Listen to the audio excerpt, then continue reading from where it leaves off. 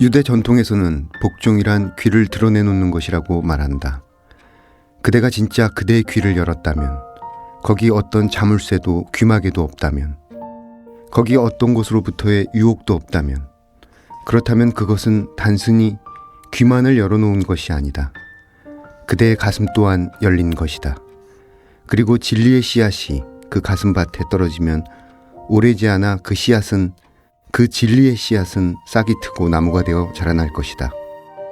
그리고 머지않아 꽃이 피어날 것이다. 그대가 만일 진리를 들었다면 그대는 그 진리에 복종할 수밖에 없다. 오쇼 라즈니시의 나는 이렇게 들었다의 일부를 읽어드렸습니다. 복종의 어원 오베디르는 철저히 듣는다는 뜻입니다. 따라서 진실을 들었다면 우리는 자기도 모르게 자동적으로 그곳에 따르게 된다는 것이지요. 이렇게 가슴이 열리려면 귀부터 열어야 합니다. 누군가의 가르침을, 상대방의 이야기를, 작가의 메시지를, 그리고 자연의 속삭임을 철저히 듣고 있는지 새삼 생각하게 합니다. 거리의 사람들 바람 따라 흐르면 서성이듯 혼자서 기다리고 날 부르는 기억에 흔들리는 땅콩이 사람들 사라졌네. 난 속을 퍼져서 울 것 같아서 한참 눈 감고 잊혀져가는 모든 것 당연한 건가요?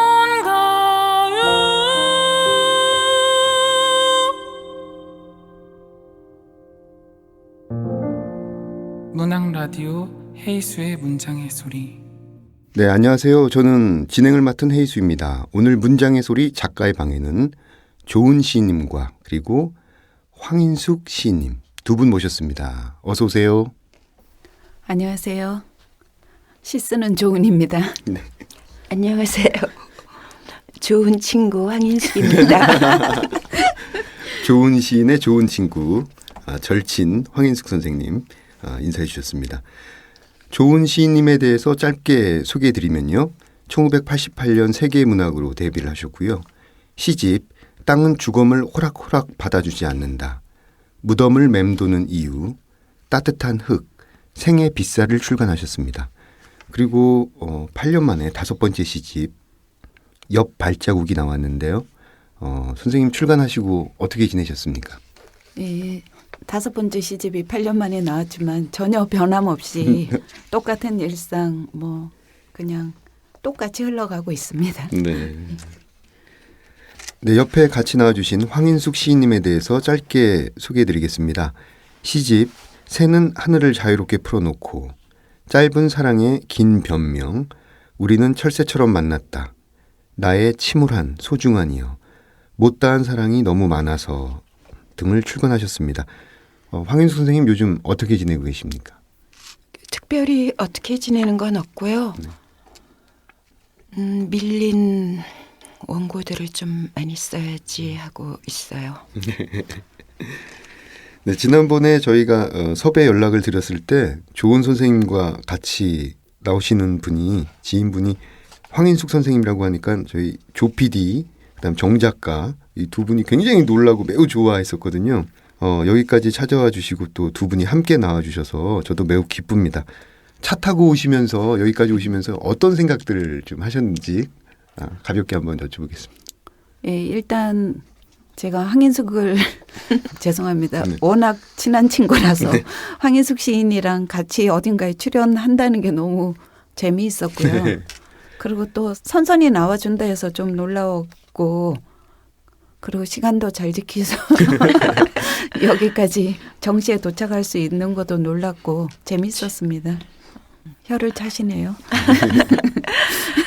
저도 좋은 시인이랑 같이 방송을 하다니 하고 되게 어색한데요. 이렇게 마이크 없으면 우리가 얼마나 얘기 잘한다고요. 맞아요. 그렇게 잘했으면 좋으련만. 네, 천천히 긴장이 풀리시면 더 잘하시리라 봅니다. 시집 제목이 옆 발자국인데요. 실제로 시집 안에는 옆 발자국이라는 시가 없고 발자국 옆 발자국이 있죠. 예. 그래서 이 제목이 어떻게 지어진 건지 간단하게 좀 소개를 해주시죠. 대체로 시를 어떻게 써야겠다는 큰 그림만 갖고 있는데 그러다 보니 그 다음 시집을 어떻게 쓰겠다는 그림도 흐릿한 편이죠. 대체로. 근데 네 번째 시집을 내고 나서는 다음 시집은 발자국으로 제목을 해서 써야겠다고 생각을 하고는 다 잊어버렸어요. 그다음에 근데 막상 이제 시집을 묶으려고 생각하니까 그 생각이 났는데 이제 발자국이라는 제목으로 못하겠구나. 내가 거기 좀 더 주제에 매달리지 않았다는 생각을 했는데 또 뜻밖에도 발자국에 관한 시들이 몇 편 있더라고요. 네. 근데 그냥 발자국이라고 하면 너무 밋밋하고 또 출판사 편집인도 발자국이라는 제목은 너무 밋밋하니까 다른 제목을 권했어요. 근데 그러다 보니까 발자국 옆 발자국이라는 시도 있지만 그게 또 제목이 되면 제 시의 중심으로 읽힐까 봐 네. 발자국 앞을 하나 빼고 옆 발자국이라고 했는데 결국은 항일숙 시인과 통화 중에 나온 얘기고 이거를 권해주신 분도 황인숙 씨고 그러니까 다섯 번째 시집에서는 황인숙 씨가 저한테 굉장히 고마운 역할을 많이 했죠. 늘 많이 했지만 여기 보면은 이 발자국이라는 어휘, 이 단어가 시에 굉장히 많이 여러 번 빈번하게 등장하잖아요. 그래서 뭐 흐린 날의 귀가, 겨울 아침, 눈보라, 뭐 발자국 위로 걷기, 금빛 어둠, 한 가족 뭐 이렇게 발자국에 대한 이미지들이 굉장히 많이 있는데 특히 이 비틀비틀 가는 발자국의 이미지 예. 이걸 오생근 평론가는 어떤 비틀거려도 쓰러지지 않고 가는 발자국 또 방황할 수는 있어도 좌절하지 않는 발자국 어떤 이런 식으로 해석을 하셨어요. 예. 선생님 개인적으로는 어떤 이미지를 갖고 계시는지 궁금합니다. 예, 저도 시를 쓰다 보니까 어쨌든 관찰력이라는 게 어쩔 수 없이 늘 삶에서 동원되는데 발자국은 제 관찰력에 상상력을 좀 부여해 주죠. 비틀비틀 가는 발자국이라는 건 더 그렇고. 그러니까 이야기가 있는 뭔가가 있는 거죠. 평탄한 삶은 아닌 것 같고 또 너무 흥분해하고 기뻐도 발걸음이 흔들릴 수 있으니까 그 여러 가지 생각을 하게 하고 그 발자국을 볼 때 이제 제 심상에 따라서 시가 달라지겠죠. 그 조은 선생님의 시들을 읽으면서 제가 느꼈던 거는 어떤 삶을 바라보는 시선이 굉장히 고요하고 관조적인 그런 태도 등을 많이 보게 됐습니다. 그다음에 그 어떤 빛과 어둠의 사이, 그다음에 경계, 어떤 이런 부분들이 많이 차용되고 있는데 선생님은 그 시를 쓸 때 소재를 주로 어느 쪽에서 길어 올리시는지 궁금합니다. 예, 저는 이야기를 지어내고 꾸미는 소설가가 아니다 보니까 제 삶과 제 내면이 소재가 될 수밖에 없고 또 어려서부터 워낙 가르치려고 하는 사람을 싫어해서 그냥 독자보다는 저를 향해서 글을 쓰고 있습니다. 그게 이제 아무래도 좀 거부감도 덜하지 않을까 하는데 시에서 거부감이라는 거 말인데요. 근데 독자는 없다는 게 참 이상하죠. 안 가르치는데도. 독자는 없다. 독자는 없다로 시 써라. 네, 고마워요. 독자는 없다. 황인숙 선생님의 작품들을 보면은 어떤 현실에서 느껴지는 리듬, 그러니까 현실에 더 가까운 발화들이 가득했던 이미지들 이런 것들이 많이 차용되고 있고 어떤 세련된 아이러니를 통해서 느껴지는 언어의 감각 이런 것도 굉장히 인상 깊었습니다. 황인숙 선생님은 시를 쓰실 때 주로 소재를 어느 쪽에서 구하시는지요? 아무래도 저도 아까 좋은 시인처럼 어떤 문학의 세계, 시, 그 근원적인 아무튼 원초적인 그 언어의 세계 이런 거에 그런 거에 대한 매혹도 있죠. 근데 그런 거에 천착할 시간이 없으니까 그냥 일상, 삶 이런 데서 이런 걸에서 얻게 돼요. 그렇죠.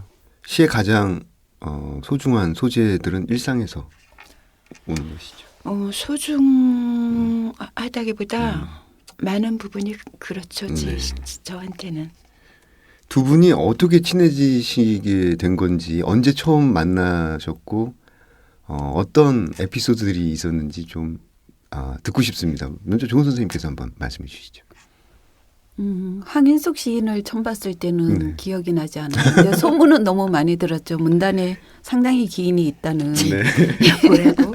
근데 실제로 봤을 땐 그랬어요. 근데 제가 이제 등단하고 나서 등단작을 보고 시 쓰는 친구들이 좀 연락을 취해온 분들이 몇 분 있었는데 황인숙 시인이 저한테 연락을 한 건 아니고 그 주변에 있는 분들이 연락을 해서 만났을 때 어느 날부터 없는 듯이 끼어 있더라고요. 네.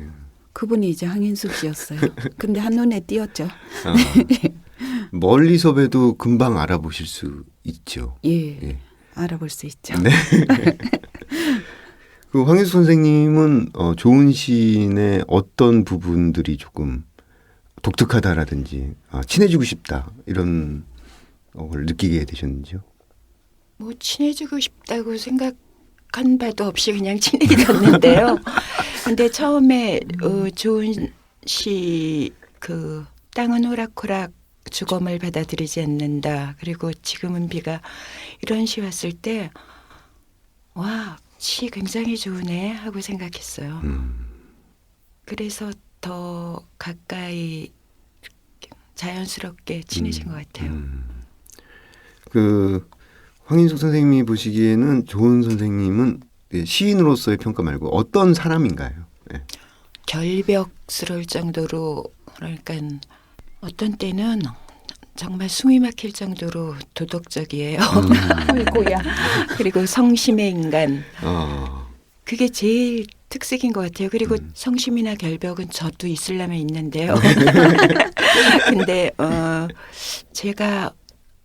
내가 저게 희박하지 잃은 줄 알았는데 처음부터 나한테 없었던 게 아닐까 싶은 게 이렇게 정말 시를 제일로 치는 순정 이런 거요. 시를 인생의 예. 최고의 그럼 맨 앞에 두는 예. 그런 어떤 순정을 가지신 분. 근데 사실 조은 선생님은 굉장히 단아하면서도 단아 맞아요. 예, 나직나직하면서도 어딘가를 살짝 툭 건드리는 듯한 그런 예. 놀라운 힘을 가지고 계신 분이라고 저는 생각하거든요. 예. 알고 있었으니까. 제가 이렇게 고개를 끄덕끄덕하면 안 되죠. 자꾸 잊어버리고. 예, 맞아요. 근데 조은의 그 순정이나 그 아무튼 그런 진짜 진지함 그런 게 조은이 실생활에서는 정말 웃기는 사람이거든요. 굉장히 유머러스해요. 네. 근데 시에 대해서만은 흐트러짐 없는 자세로 대하려는 그런 것 때문인지 시에서는 그런 걸 볼 수 없는 게 좀 아쉬워요. 그 조은 선생님 댁에 간혹 놀러 가실 때가 있지 않습니까? 예. 어떤 음식들을 좀 자주 해주세요? 뭐든지 굉장히 잘해요. 냉면 아니 냉면은 제가 특별히 좋아하니까 냉면만 말하는데 뭐든지 굉장히 잘하고 친구들한테 오면 정말 제대로 한상 차려서 주고 그래서 저는 이 친구가 요리를 굉장히 잘하면서 요리해서 먹이는 걸 좋아하는구나 하고 생각했는데 알고 보니까 요리하기를 싫어하더라고요. 자기는 잘 안 해 먹어요. 네네. 근데 잘하고 해서 먹여야 된다는 그런 의무감이 있는 것 같아요. 누가 집에 오면. 본인 스스로를 위해서는 잘 한상 안 차리시는데 친구분들 위해서는 자주 차리시는. 예. 근데 그것도 지가 그러니까 옛날에 제가 특별히 김치찌개가 맛있어서 집에 와서 밥 먹으련 해갖고 왔거든요. 네. 근데 아니 사람 불러갖고 이런 거 뭐 먹으라고 사람 불렀냐 그러는데 지가 안 그러니까 누가 부르면 뭐가 있나 보다 하고 왔는데 나는 아무렇게나 막 불렀구나 하고 되게 미안하더라고요. 내가 그런 말을 했었나요? 아, 제가 그래 솔직해요. 알겠습니다. 지금 5번째 시집을 내셨지 않습니까? 조은 선생님. 예. 예. 어떤 땅은 죽음을 예. 그때부터 지금까지 5번째의 시집을 내시면서까지 어떤 시적 변화라든지 삶에 대한 태도라든지 응시 어떤 이런 시선의 변화들이 있었는지 궁금합니다.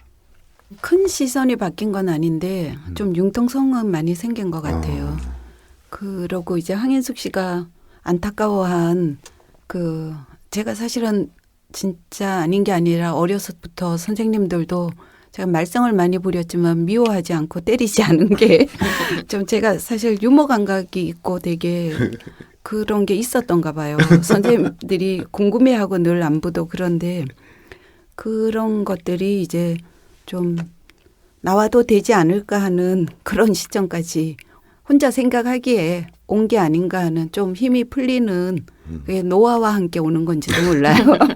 그렇다면 참 슬픈 거지만 또 그게 저한테 오면 또 아마 기본적으로 다들 웃긴다고 하니까 네. 그런 게 좀 저가 가지고 있는 장점이니까 좀 나타날 수 있었으면 하는 희망과 어쩌면 될 거라는 그런 가능성을 조금 느끼게 되었습니다. 네. 이번 시집의 죽음이라든지 병, 예. 어떤 늙음, 어떤 이런 소재들이 굉장히 담담하게 다루어지고 있다는 인상을 받았고요. 근데 담담하지만 어떤 또 한편으로는 더 절박한 슬픔 이런 것들이 전해지는데요. 선생님의 시들이 이제 어떤 죽음을 화두로 많이 잡고 있다는 생각이 들었습니다. 어떤 이런 슬픔들에 민감하신 이유가 있으신지요? 글쎄요. 어려서부터 네. 뭐 병치레가 많았고 늘 이제 건강과의 싸움을 하다 보니까 그런 건지 아니면 나름대로 제 삶이 너무 불만스러워서 아니면 미흡해서 이게 뭐 죽은 거나 마찬가지 아닐까 이런 생각을 해서 그런지는 모르지만 어쨌든 죽음은 제 문학의 큰 주제였던 것 같아요. 네. 근데 뒤집으면 사실은 그게 삶을 향한 길찾기 같은 생각이 들어요.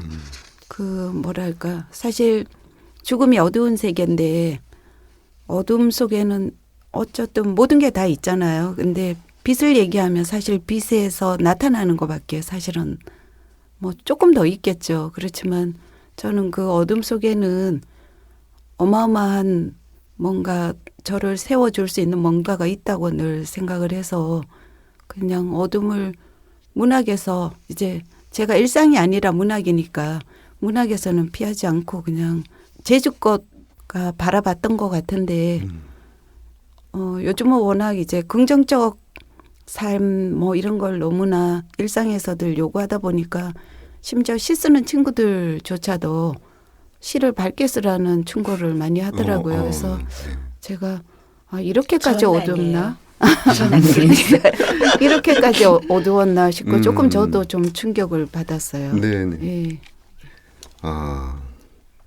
근데 이번 시집에서는 어떤 가족의 뒷모습을 보는 장면이라든지 예. 어떤 모서리에 응축된 빛이라든지 생명이라든지 그래서 어둡지만은 않습니다. 예, 그렇군요. 예. 근데 그 어두움이 결국에는 어떤 응축된 에너지, 그다음에 삶에 대한 희망, 그것들을 반어적으로 또 전달하고 있기 때문에 어둡지만은 않다고 저는 생각이 들고요. 예, 선생님의 시들을 보면서 결국 우리는 잊혀질 존재라서 아프지만 또 나름대로의 잊혀질 수 있는 용기라든지 잊혀진다는 것이 두렵지만 또 한편으로는 두렵지 않다라는 어떤 그런 모습들을 발견할 수 있었어요. 예. 뭐 말씀하신 대로 잊혀져야 할 것들이 안 잊혀지는 것이 이상한 것 같고 또 잊혀지지 않을 때는 그만한 의미가 있는 거니까 저희는 또 문학을 하니까 그 의미에 대해서 생각할 수밖에 없고 또 그런 것들이 시가 되기도 하고 또 뭐 다른 글을 통해서 나타나기도 하겠죠. 네. 어떻게 작품 퇴고를 좀 다른 시인들에 비해서 많이 하시는 편인가요? 시를 많이 쓰는 편은 아니지만 가끔은 한자도 안 수정할 수 있을 정도로 쓰이는 경우도 있어요. 근데 네. 태고는 아마 많이 하는 편인 것 같아요. 그래서 그런 시들을 갖게 되면 오히려 불안해서 발표를 못하고 한동안 좀 둬서 저가 이제 그 제시에 더 익숙해지는 시간을 갖기도 하고 그래요. 네. 문득 선생님 두 분의 버킷리스트를 알고 싶다라는 생각이 들었는데요. 황인수 선생님 버킷리스트 뭐 이런 건 꼭 해보고 싶다. 앞으로 남은 삶에 있어서 이런 것들이 있나요? 정말 내가 마음으로부터 흡족할 만한 그런 시를 쓰는 게 버킷리스트고요. 그리고 로또 1등에 그건 버킷리스트래 봤자 뭐 제 힘이 닿는 게 아니니까 네. 그런 게 제 버킷리스트예요. 저는 네. 제 평생 제 돈으로 로또를 복권을 사본 적이 없기 때문에 그거는 그런 행운은 어차피 오지 않으니까 바라지도 않고 나라도 당첨되라고 바래줘. 그 생각은 못했지만 앞으로 한 조금은 하도록 하겠습니다. 저도 이제 게으른 시인이긴 하지만 시인으로 살아왔으니까 저도 제 마음에 드는 시를 좀 더 많이 써서 제가 마지막 언젠가는 이제 그 총정리를 할 때 이만하면 됐다 하는 그런 지점까지 가보는 게 저의 소망입니다. 네. 이 제보에 의하면 이 라디오 출연료로 고양이 사료값을 충당하게 됐다고 매우 좋아하셨다는 얘기가 있는데. 예, 황인숙 씨는 실제로 좋아했는지 안 했는지는 모르겠고 네. 전화는 제가 받았으니까요. 그래서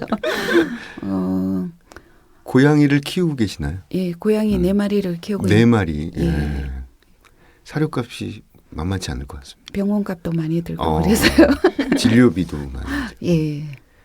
황인수 선생님은 어떻게 애완동물을 키우고 계신가요? 예, 집에서 같이 사는 애들도 있지만 조은 씨나 저나 집에 같이 사는 고양이들보다도 바깥의 길고양이들한테 저희한테뿐만 아니라 우리나라 문인들로서는 벅차게 감당하고 있어서 돈이 생기면 너무 기쁘죠. 이렇게 길고양이들을 위해서 음식을 이렇게 놓아두는 그런 일을 하시는. 예. 이상한 일을 합니다. 아. 저희 동네가 이제 재개발을 이게 빙 둘러서 다 재개발이 되었는데 941생으로 살아 나오는 길고양이들이 저희 네. 동네로 와요. 근데 그럼 저희 지붕 위에 와서도 살고 하는데 또 동물 싫어하는 분들은 저희 지붕 위에 있는 고양이까지 기어이 약을 놔서 죽이기도 하고 막 그러니까 그게 이제 너무 괴로우니까 그건 불법이다. 그리고 합법은 이런 거다 하고 이제 제가 중성화를 했어요. 잡아서. 합법 샘플을 보여주는 거죠. 그러고 나서 이제 제가 중성화한 애들이 이제 서열에서도 밀리고 그러니까 법적 책임감은 없지만 사회적 책임감은 이제 밥을 주는 거더라고요. 그래서 누가 밥을 안 준다고 야단치는 사람은 없지만 또 제가 결벽증이 있어서 그냥 밥을 줍니다. 그 아이들한테. 예. 이게 가끔 작가 축제라든지 심포지엄이라든지 이런 경우에는 며칠 동안 마을을 비우시는 경우가 있잖아요. 예. 그때 그 작업을 대체하시는 분들이 있나요? 예, 뭐 황인숙 시인도 도와주고 또 주변에 그 동물을 사랑하거나 이제 잔혹행위를 못 견디는 후배들이나 이런 사람들이 와서 네. 일손을 덜어주죠. 네. 그 동네 고양이들은 그래도 우리 두 분 시인 선생님이 계셔서 그나마 고양이다운 삶을. 밥은 먹지요. 밥은 먹어요. 예. 취미생활은 못해요. 취미생활은. 예. 주거지도 못 제공하고요. 네. 네, 그럼 이쯤에서 다음 코너로 넘어가 보겠습니다. 이번 코너는 내가 가장 사랑하는 문장들. 어떤 문장들을 가져오셨을지 좋은 시인의 목소리로 직접 들어보겠습니다. 봄날의 눈사람. 아주 행복해 보이는 여자가 나를 스쳐 지나갔다. 걱정 하나 없는 얼굴, 꿈꾸는 눈빛으로 잠든 아기를 품에 안고, 여자는 턱을 조금 들고 태양을 안고 천천히 걸었다. 우아하고 젊었다. 만일 내가 아기를 품에 안았다면 한숨 쉬었을 것이다. 아기의 미래를 바구니처럼 끌어당겨 보며 시름의 발걸음이 무거웠을 것이다. 손가락 발가락을 꼼지락거리지 않는 꽃다발을 품에 안고도 막막한 슬픔을 느끼곤 했으니, 실마리가 없는 걱정거리를 안고 사직동 언덕길을 오르는 내 앞에서 여자는 어제도 그런 모습으로 걷고 있었다. 내겐 한순간도 없었던 꿈을 꾸는 여자가 봄날의 눈사람처럼 빛났다.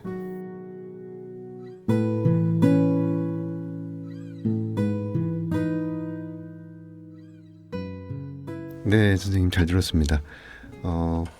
여러 편의 시 중에서 이 시를 선택하신 이유가 있을까요? 예, 제 정서가 잘 담겨 있는 것 같아요. 네, 좋습니다. 네. 이어서 황인숙 선생님의 목소리로 낭독을 들어보겠습니다. 흐린 날의 귀가 친구가 내 집에다 어둠을 벗어두고 갔다. 점등된 등불처럼 왔던 곳으로 되돌아갔다. 어둠이 따라붙지 못한 몸이 가뿐히 언덕을 넘어갔다. 사는 게 지옥이었다던 그녀의 어둠이 내 눈앞에서 뒤척인다. 몸을 일으킨다. 긴 팔을 활짝 편다. 어둠이 두 팔로 나를 안는다. 나는 몸에 닿는 어둠의 갈비뼈를 느낀다. 어둠의 심장은 늑골 아래에서 내 몸이 오그라들도록 힘차게 뛴다. 나는 어둠과 자웅동체처럼 붙어 어딘가를 걷는 친구의 발소리를 듣는다. 경쾌하던 그녀의 발걸음이 느려지고 표정이 바뀐다. 나도 한숨 한숨 힘겹고 눈앞이 흐려진다.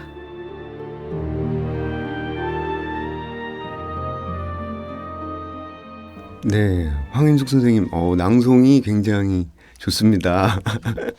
단정하시네요. 예.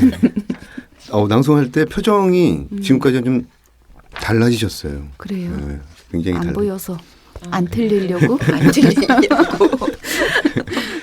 네, 선생님 좋은 시인의 이 작품을 골라주신 선택하게 된 계기가 있을까요?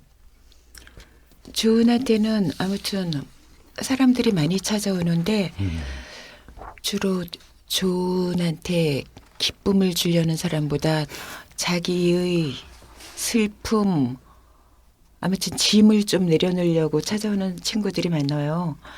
그래갖고 진짜 쟤는 팔짱가 그러고 있는데, 그렇지 않아도 그냥도 힘든데 너무 무겁잖아요.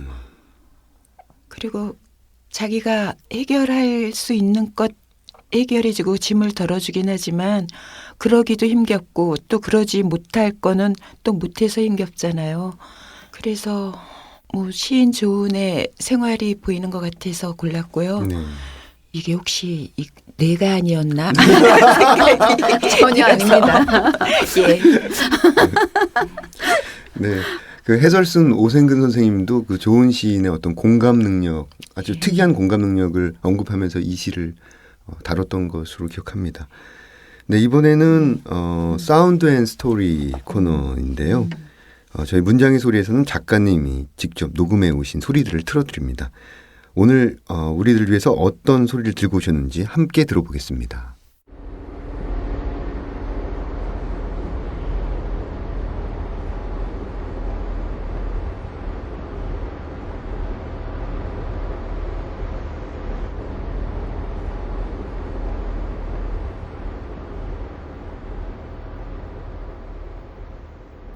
아, 이게 바람 소리군요. 예, 바람을 좋아합니다. 아.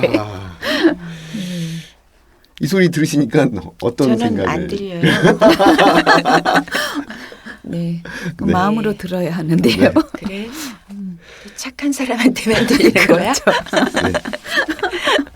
이 소리를 가져오신 어떤 특별한 까닭이라든지 이유에 대해서 조금 설명해 주시죠. 늘 바람을 좋아했던 것 아. 같아요. 매서운 바람, 매서운 바람대로. 바람은 어쨌든 하여튼 고여 있는 것들을 휙 날리잖아요. 네. 그 산소량도 엄청 많아지고. 그 그래, 너 살만하구나. 네, 전 살만해서 바람을 좋아합니다. 특별히 뭐 어떤 바람을 좋아하세요? 예를 들어서 봄날이라든지 뭐 겨울이라든지 가을이라든지 또 아침 저녁 바람이 좀 다르지 않습니까? 그래서 아침 바람이 좋죠. 잠에서 깼을 때 자는 동안 저는 꿈을 좀 많이 꾸는 편이지만 되게 정체되어 있었다고 느껴지는 그 순간에 머리카락도 날려주고 확 밀고 들어오는 그런 바람들. 바람은 좋아하죠. 예. 추위에 떠는 사람만 없다면 생명들만 없다면 예. 그 선생님 시 중에 그 맨 마지막 시편에 보면은 그 빛에 닿은 어둠처럼 이 예. 시편을 보면 굉장히 아릿한 약간 쓰라리면서도 아릿한 그런 문장들이 보였어요. 이명이 나를 숨쉬게 했다. 환청이 나를 살렸다. 이런 부분이 있는데 이거에 대한 개인적인 시인 자신의 설명을 좀 들어볼 수 있을까요? 어떤 이명이었고 어떤 환청이었는지. 제가 이명 때문에 실제로 이제 병원을 다닌 적도 있는데 나중에는 그게 이제 점점 저는 더 심하게 듣지만 현대의학이 해줄 수가 없는 게 있으니까 이제 신경과를 보내려고 하더라고요. 그래서 제가 이게 심리적인 거구나 하고 느껴서 이제 스스로 치유를 해야겠다고 이제 병원도 그만 가고 그랬는데 그 이명이 좀 실제로 심해지면 한청이 되는 것 같아요. 네. 자기가 듣고 싶은 소리를 듣기도 하지만 불행할 때는 또 이제 자기가 안 듣고 싶은 소리가 들릴 때가 이제 괴로운 건데 제 시에서 이제 저를 살린 이명과 한청은 제가 겪고 있는 뭔가 부당함?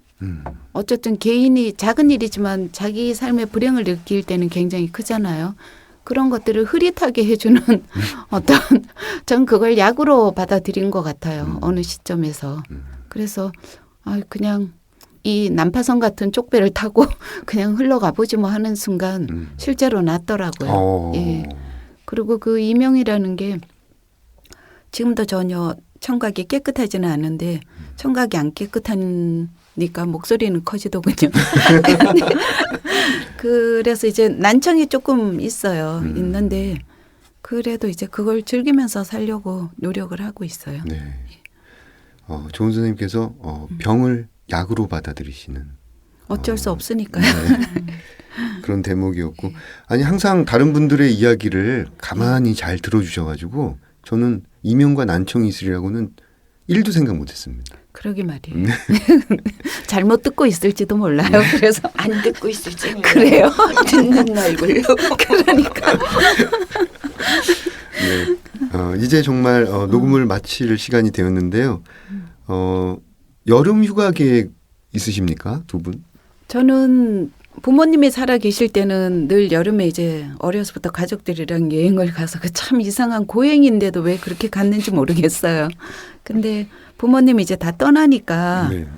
그 여름은 사실 힘든 계절이잖아요. 물가도 비싸고 습도 높고 또 시끄럽고 너무 덥고 그런 데서 이제 벗어나서 제가 만약에 여행을 간다면 가을에 가겠습니다. 뭐 어디 가고 싶은 곳이 있으신가요? 참 많았던 것 같은데 제 꿈이 사실은 세계 일주였었거든요. 네. 근데 이제 제가 수입이 없다 보니까 그럼 체념을 너 해서 버킷리스트에 세계 여행이라 그러지 왜 안 했어? 아니, 이제는 꼭 가야 할 필요도 없다고 느끼고 있어요. 그러니까 그냥 좋은 책들을 많이 읽고 싶어요. 여름에는. 네. 예. 황인숙 선생님 어떤 여름 휴가 계획 가지고 계시나요? 저는 여름 무지무지 좋아했고 지금도 그만하면 좋아하는 편인데요. 몇 년 전부터 그거는 가능하니까 해봐야지 하는 거를 올해 며칠이라도 할까 하는 게 굉장히 이른 새벽에 그 공항철도를 타고 버스 타고 영종도 가서 어떤 날은 딱 하루는 해질 때까지 있고 그 전에는 한 3시쯤에 부랴부랴 집으로 돌아오되 바닷가에서 책 보고 노닥노닥거리는 거예요. 네. 며칠이라도 그러고 싶어요. 그래야지 하고 몇 년 전에 책도 사놨어요. 엄청 두꺼운 책이요. 갖고 가서 보려고. 근데 몇 년 동안 실행을 못했어요. 네. 이번 여름에는 꼭 실행하시기 바랍니다. 예. 네, 저는 조은 시인님과 황인숙 시인님 보내드리고 2부 책들의 방에서 뵙겠습니다.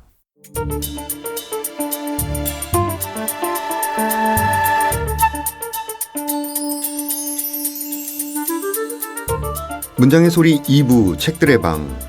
2부 코너에서는 책과 관련된 다양한 직업군들을 초청해서 이야기를 나누고 있습니다. 지난주에 이어서 제철소 대표 김태영님, 이따 대표 최성경님 모셨습니다. 안녕하세요. 안녕하세요. 네, 한 주 동안 잘 지내셨습니까? 네, 잘 지냈습니다.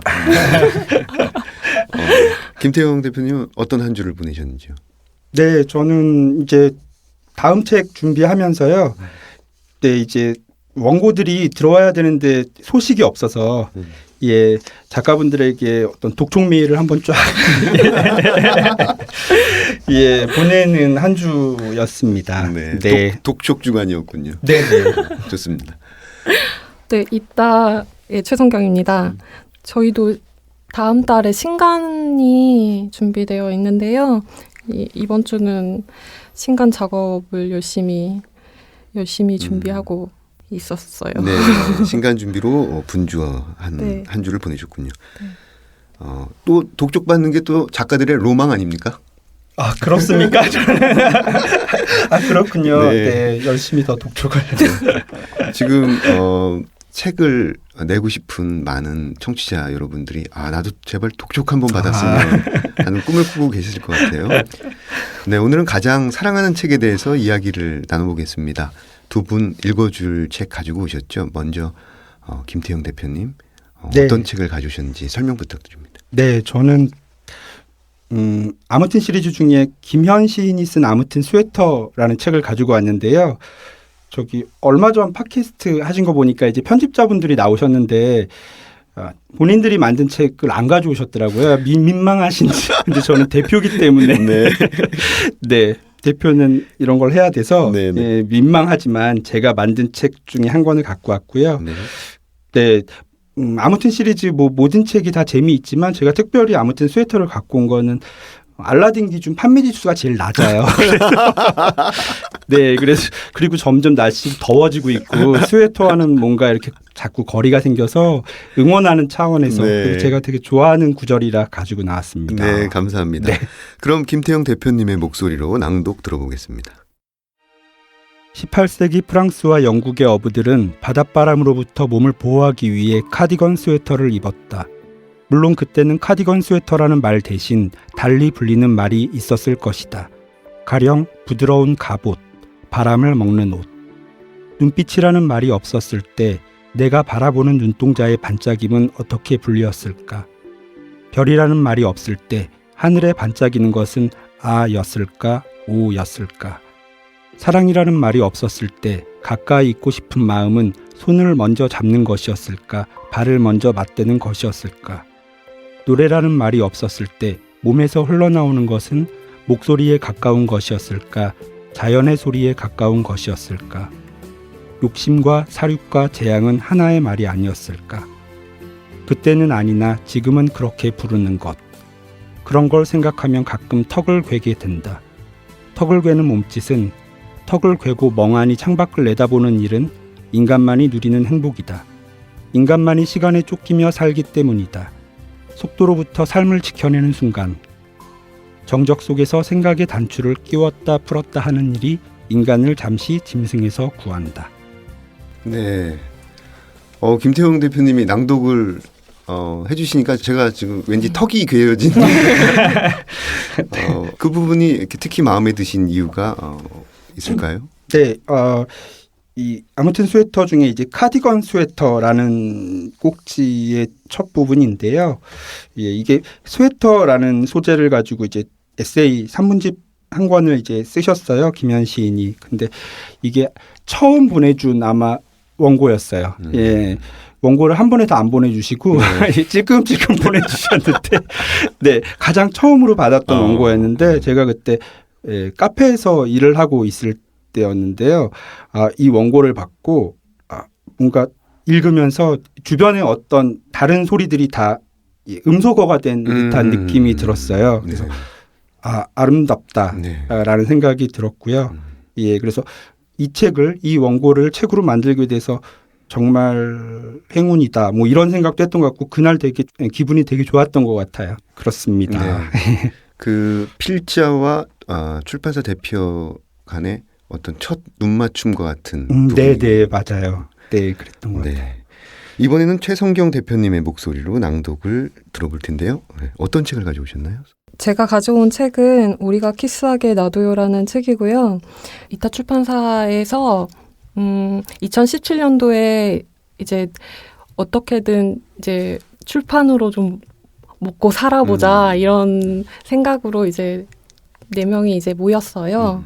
4명이 모였고 거기서 어떻게 하면 더 우리의 목소리, 다양한 목소리, 소수자의 목소리를 낼 수 있을까를 생각하다가 제가 옛날부터 이제 고민하던 부분들이 있었는데요. 그러니까 퀴어 문학 시리즈를 좀 냈으면 좋겠다라고 생각했는데 그때 이제 얘기를 하게 됐어요.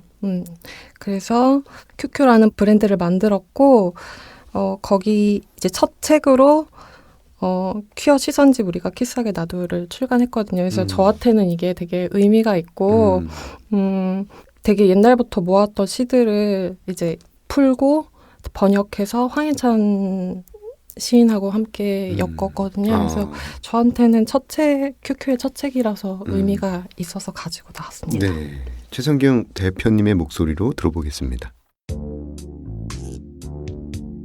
그는 품질에 대해 물었다. 콘스탄틴 카바피. 그는 사무실을 나섰다. 시시하고 벌이도 별로인 그곳에서. 오후 내내 등을 굽히고 있어야 하는 그 따분한 일을 내려놓고 7시에 사무실을 나와 한가로이 길을 따라 천천히 걷기 시작했다. 잘생긴 외모, 매력적인 성격, 관능적인 몸을 마음껏 뽐내면서 그는 지난달에 29살이 되었다. 그는 괜히 중심가를 따라 걸었고 가난한 동네를 지나면 그의 집이 나타났다. 노동자들이 쓰는 값싸고 조잡한 물건을 파는 조그만 가게 앞을 지나다가 그 안에 어떤 얼굴을, 어떤 실루엣을 보았고 이끌리듯 안으로 들어가 알록달록한 손수건을 구경하는 척했다. 그는 손수건의 품질에 대해 묻고는 목맨 소리로 가격이 얼마인지도 물었는데 욕망으로 잔뜩 억눌린 목소리는 침묵에 더 가까웠다. 대답하는 목소리도 그와 다르지 않았다. 정신이 다른 데 팔린, 숨죽은, 남몰래 동의하는 목소리였다. 그들은 물건에 대해 이야기를 주고받았는데 목적은 하나일 뿐. 진열된 손수건 위로 손이 어쩌다 서로 스치진 않을까. 얼굴이, 입술이 어쩌다 우연히 가까워지진 않을까. 팔다리와 팔다리가 마주칠 그 순간을. 뒤에 앉아있는 상점 주인이 눈치채지 못할 정도로 재빠르고 은밀하게. 네. 그 부분을 읽으실 때마다 어떤 생각을 하세요? 어떤 생각이요? 네. 제가 카바피라는 시인을 네. 제가 듀안 마이클이나 데이비드 호크니 같은 작가 그 그림이나 사진 하시는 분들을 좋아했는데 우연히 이제 전시회에 갔다가 카바피의 시를 모티프로 해서 만든 작품들을 본 적이 있어요. 네. 근데 그 그림들이 저를 좀 감동을 시켰는데 그래서 궁금해서 이제 카바피의 시집을 찾아보게 됐거든요. 근데 읽으면서 제가 느끼기에는 카바피의 시가 되게 사소하고 일상적인 사건 안에서 자기가 얼마나 욕망하고 거기서 얼마나 무너지는지 그런 것의 반복을 계속해서 쓰고 있다는 느낌을 받았어요. 그래서 읽다 보면은 그러니까 전체를 다 읽고 나면 아 폐허다. 내가 그 폐허 안에 고요히 같이 있는구나 이런 생각이 들더라고요. 그래서 그것만으로도 저는 되게 위로를 받았어요. 네. 그리고 이 작가가 그냥 한국에서 소개될 때는 이타카 정도로만 소개가 되고 있는데 그렇죠. 좀 더 다양한 목소리가 있다는 거를 한국 독자분들하고도 나누고 싶어서 네. 네, 이 책을 선택했습니다. 네. 저도 그 시인을 굉장히 좋아하는데 이타카 정도밖에 모르거든요. 네, 다른 시들도 엄청 좋은 것들이 많아요. 네. 우리가 모르는 것들을 또 이렇게 소개해 주셔서 감사합니다. 자, 출판사를 운영하면서 즐거운 점도 있고 힘든 점도 있을 거예요. 그래서 어떤 것이 있을지 좀 듣고 싶습니다. 김태형 대표님. 네. 저는 그 두 가지가 공존하는 것 같아요. 이게 동전의 양면처럼 책 만드는 일 자체가 힘들면서도 즐거운 일이에요. 그래서 그 즐거움 쪽에 아무래도 조금 더 지분이 있기 때문에 여전히 출판사를 차리시는 분들, 그다음에 끊임없이 책을 내고자 하시는 분들이 많이 계신 것 같고요. 특히 요즘은 이제 제철소에서 나오는 책들 그리고 제철소라는 출판사에 관심을 가져주시는 독자들을 마주칠 때, 만나게 될 때, 그럴 때 즐겁고 일하는 게 보람되다라고 생각이 들고요. 네. 그리고 힘든 건 책 안 팔리는 거. 네, 책 안 팔리는 게 가장 힘들죠. 네. 네. 그렇죠. 작가들도 제일 힘든 게 책 안 써지는 건데 소설가도 소설만 안 쓰면 굉장히 좋은 직업인데. 네. 네, 출판사도 마찬가지. 그쵸. 책을 안 내면은 통장 잔고가 유지가 되더라고요. 그럼에도 불구하고 우리는 뭔가 써야 되고 내야 되고 네. 하는 숙명에 있습니다. 최승경님은 어떠십니까? 저는 즐거운 점은 아침에 주문이 많을 때 맞아요. 아침에 주문이 많을 때 저희 같이 일하는 친구랑 같이 박수를 막 쳐요. 그리고 저희가 중세가 많지는 않은데요. 중세가 가끔 생기면 엄청 기분이 좋은 거예요. 그리고 그 제작처에 연락해서 우리 책목 다시 찍는다고 엄청 자랑하고 해요.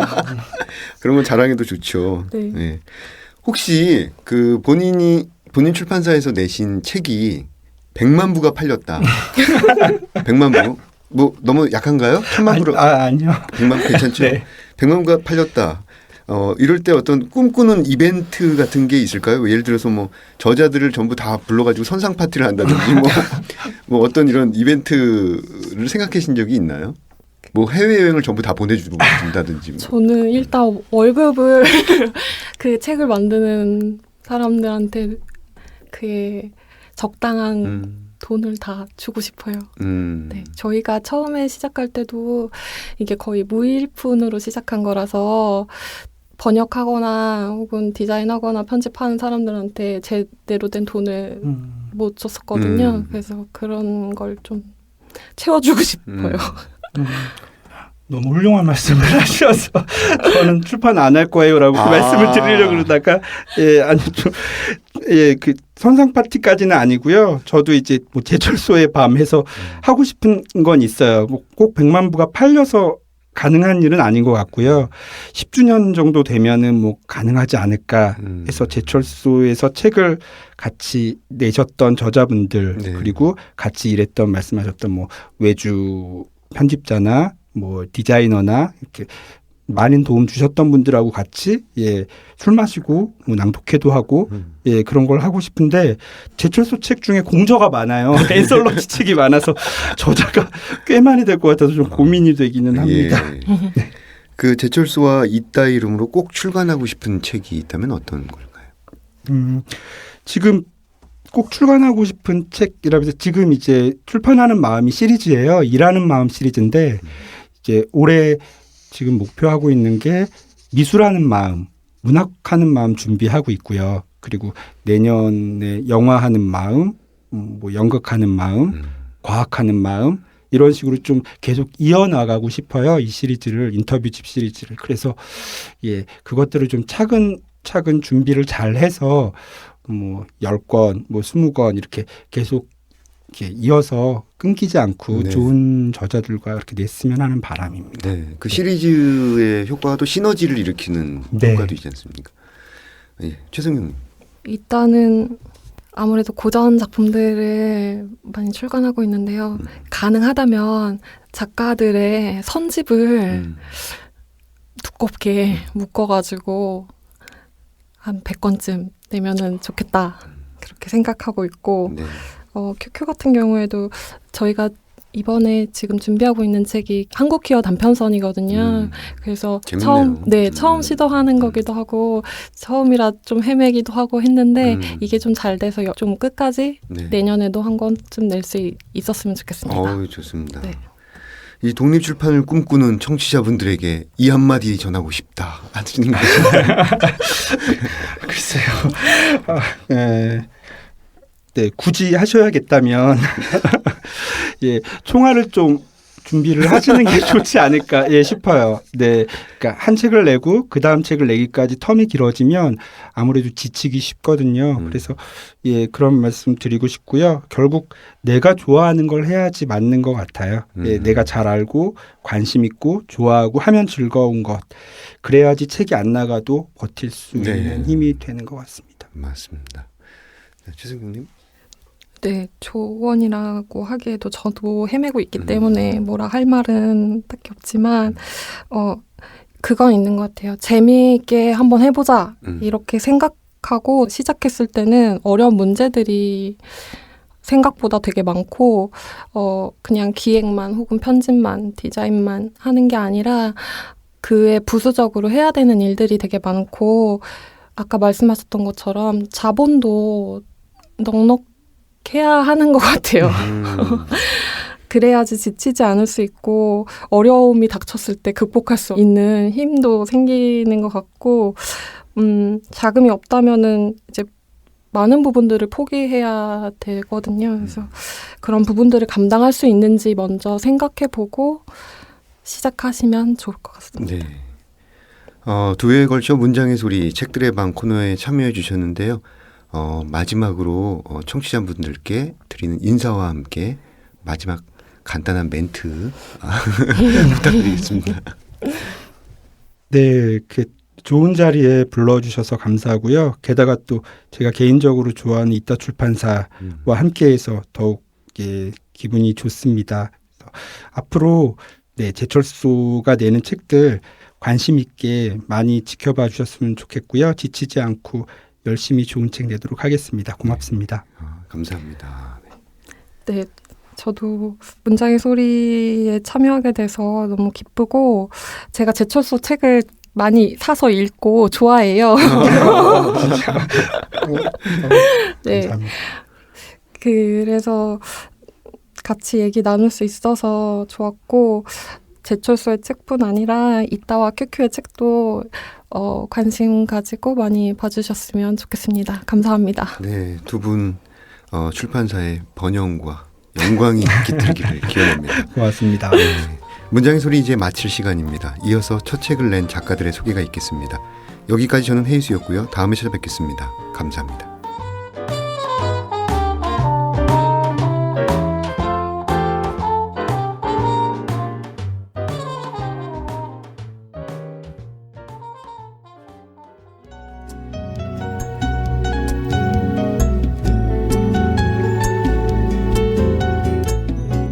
문장예술이 정현우 시인입니다. 오늘은 첫 소설집 감상소설을 출간한 양선영 소설가와 함께 하겠습니다. 안녕하세요. 예, 안녕하세요.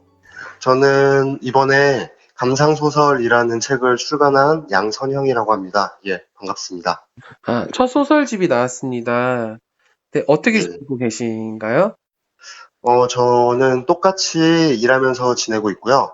그 책 내는 와중에 감사한 분들이 좀 많아서 좀 연락해서 그분들 뵙고 제가 이번에 낸 책들 보내드리면서 약간 좀 바쁘게 지내고 있습니다. 아, 뭐 다른 일을 하고 계신 게 있나요?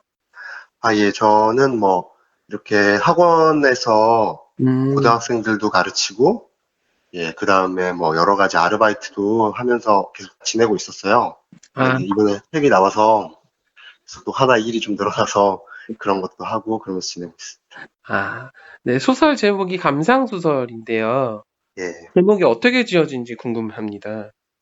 제가 이번 책이 2017년까지의 원고를 묶은 거예요. 네. 근데 소설들 제목들을 계속 보다가 뭐 두 개 정도 뭐 사살없음이라는 소설이 있고 감상소설이라는 소설이 있는데 이 둘 중 하나가 제목이 되면 좋겠다라고 생각을 했고 그래서 감상소설이라는 제목으로 지었고요. 감상소설이란 제목이 저만 아는 건지 모르겠지만 굉장히 여러 가지 중의적인 의미 같은 것들을 가지고 있어요. 그래서 그런 제목을 붙이면은 이 소설에 좀 어울리겠다라고 생각을 해서 예, 그 제목으로 이제 확정을 했습니다. 중의적인 의미라면은 구체적으로 어떤 건가요? 이제 감상소설이라는 일단 문학의 장르가 존재를 하고요. 네. 근데 이 문학의 장르는 뭐 일종의 낭만주의 소설, 뭐 정념이 강한 소설 같은 것들 뜻하는 그런 말이에요. 근데 제 소설은 읽어보시면 아시겠지만 이제 그런 소설이랑은 약간 좀 상이하면서도 좀 비슷한 점이 있어요. 그래서 그런 의미가 발생하는 것도 되게 재밌겠다라고 하는 생각을 좀 했고, 예. 그래서 뭐 그렇게 짓게 됐습니다. 그 소설을 쓰면서 이제 소재나 뭐 네. 그런 내용들은 어디서 얻으시는지.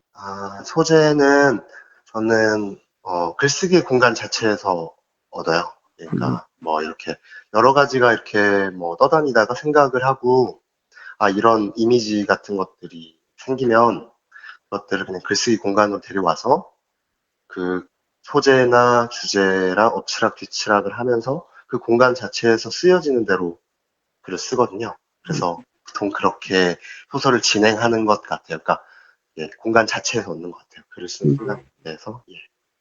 이번 소설에서 이야기하고 싶었던 그런 작품의 방향성? 예. 이라고 해야 될까요? 어떤가요? 이렇게 저는 이제 그 글쓰기 공간 입장을 하면 일종의 그 어떤 방향성이나 제가 지향하고 있는 목적을 갖고 쓰진 않아요. 갖고 쓰진 않고 이제 그 글쓰기의 공간에서 발생한 여러 가지 것들이 있어요. 뭐 예를 들어서 내가 지금 이 공간을 조금 어그러뜨리고 싶다라고 하면 어그러뜨리고 그다음에 또 만약에 제가 이 공간 자체로 좀 더 이 공간을 좀 훨씬 더 환상적으로 장려하고 싶다라고 생각하면 그렇게 하고 이러면서 그 글쓰기 공간에서 발생한 여러 가지 이상한 어지러운 효과들 자체를 따라가면서 이 글을 쓰는 것 같아요. 그래서 목표가 있다기보다는 그 목표를 찾아가는 그런 과정 같은 거를 전시하고 쓰고 있는 것 같습니다. 예. 소설을 쓰지 않으실 때는 어떤 일을 하세요, 보통? 저는 뭐 특별한 직업을 갖고 있진 않아요. 예. 특별한 직업을 갖고 있진 않고 이제 여러 가지 생계를 조금 치러야 되니까 월세도 내야 되고 뭐 이렇게 여러 가지 낼 돈이 많으니까 아르바이트 같은 것들도 여러 가지 하고 요새는 학원 알바 하고 있는데 아르바이트 여러 가지 하고 보통 이제 책을 많이 읽죠. 그러면서 그냥 지내고 있습니다. 되게 어떻게 보면 되게 이제 젊은 소설가잖아요. 되게 청춘. 그러면은 젊은 소설가로서 이제 그런 느끼는 이제 뭐 현실적인 뭐 약간 예. 어떤 문제들, 그러니까 예. 그런 것들이 이렇게 많이 몸소 많이 와닿나요? 예, 엄청 많이 와닿고요. 예, 좀 저는 뭐 소설 쓰기 외에는 뭐 그냥 여러 가지 전전하는 듯이 일을 계속해요. 아르바이트를 되게 여러 가지를 막 하고 네. 이래도 이제 막상 이제 돈을 별로 못 벌고 약간 이러니까 좀 산만한 상태로 계속 지내고 있어요.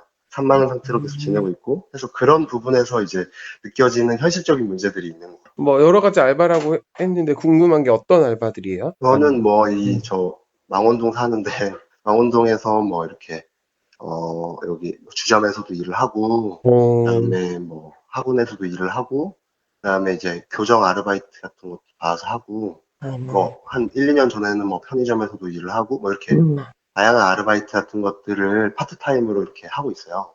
그래서 그런 것들에서 느껴지는 이제 그런 게 있죠. 산만한. 슈퍼맨이시군요. 예. 네, 그러면은 앞으로 어떤 작가로 남고 싶으신가요? 뭐 왜 이런 생각을 했는지 모르겠는데 책을 딱 내고 나니까 나라는 사람이 이 책에 도움이 될까? 아니면은 내지는 나라는 사람이 이 책에 별로 도움이 안 되지 않을까? 라고 하는 생각이 조금씩 들더라고요. 들어서 어떤 작가로 남고 싶다기보다는 그냥 이 책을 뒤에서 쓴 사람으로 일단은 남아야 되겠다. 근데 그 뒤에서 있는 건 좀 숨겨진 채로 남으면 좋겠다라고 하는 그런 생각을 하면서 지내고 있습니다. 네, 마지막으로 양선년 소설가의 해변 생활자 들으며 마치도록 하겠습니다. 주인을 잃어버린 물건이 주인 없는 물건이 되어가기까지 어떤 미아가 자신이 이미 미아가 아니라 고아가 되었음을 이해하는 순간까지 휴지 혹은 약간의 유예가 있었고 해변은 그 시간 속에 자리했다. 그리고 그는 그 시간을 통과하며 방심한 유실물들은 낚아채고 있었다. 그는 무작정 해변에 도착했다. 그의 눈앞에는 해변이 용단처럼 깔려 있었다.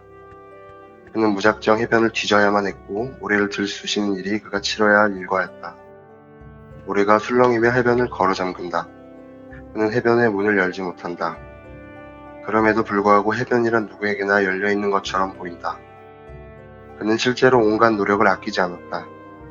바람이 그의 발자국을 평평하게 지워가지 않았더라면 그가 지나친 궤적은 해변 위에 새겨진 방대한 미스테리 서클처럼 보였을 것이다.